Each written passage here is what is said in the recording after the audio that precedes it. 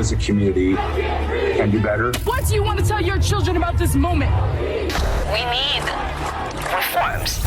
From the All Indiana Podcast Network, we stand together. Everybody's here together, black, white, brown, everybody. A platform for progress in our community. We need to do a better job. I want to show that we can be peaceful. This is just as much our fight as it is yours. Discussing the problems of racial inequality and solutions to combat discrimination in a conversation for change. We'll be able to build on this. I never in a million years thought I would embrace a cop like that. From Wish TV, we stand together. There is a national outcry as millions call for an end to systemic racism and injustice. And although a common rallying cry centers on the idea that Black Lives Matter, some supporters say that fight for justice is for everyone. News 8's Katira Winfrey sat down with Monica Medina with the Indiana Latino Expo for tonight's We Stand Together.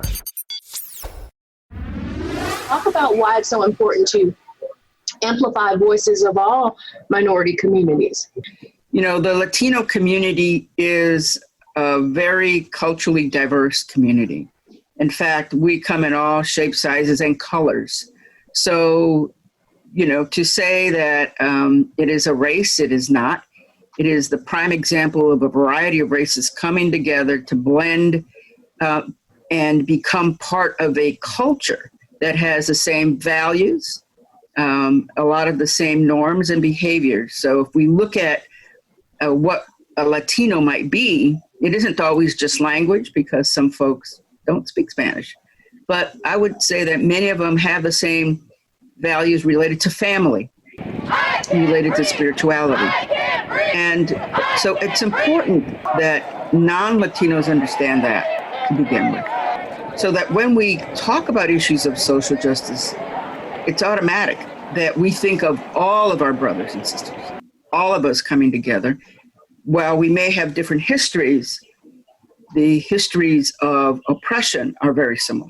I know for so many people, the George Floyd incident was an exclamation point in time where people can look at and say, wow, this really shows a little bit of the systemic racism or the injustices that Black and brown people have faced. Is that is that something you also noticed, or you saw that was an exclamation point in time? Oh, absolutely. And so the board of directors came together to provide a statement that basically states, you know, we are supportive of all of the different types of activities that our communities have aligned for us to recognize the injustices and also to understand how we need to make changes. So you can't change the climate of the country or a city if you don't address the inequities within the policies, within the dispositions of people that make those policies. And so we recognize that we all have to come together. It's not just about the Black community, because right now it's the Black community that needs our help. But if we don't help the Black community, then how can we all be coming together as a community? There's no community. And I always like to find the similarities when we talk about racial injustices within the Black community and not feeling like they are treated equally. It's kind of the same narrative that you can tell for immigrants, people coming to America, and the feeling that I'm not welcome here. Does that create some type of bond or some type of understanding when you look at Latinos and Black people? Oh, absolutely. That feeling of oppression has been here for many years. We are considered second-class citizens. I mean, just the fact that people continue to look at bilingual children or children who are learning to speak English, adults who are learning to speak English from a deficit perspective. You are not smart enough because you can't speak English.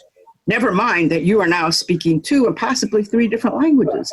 And the same is true with our African-American students who come from their communities with a dialect, with a way to communicate that is very efficient and effective in their communities. And they come to schools where we see them as less than, right, because they can't speak a standard English.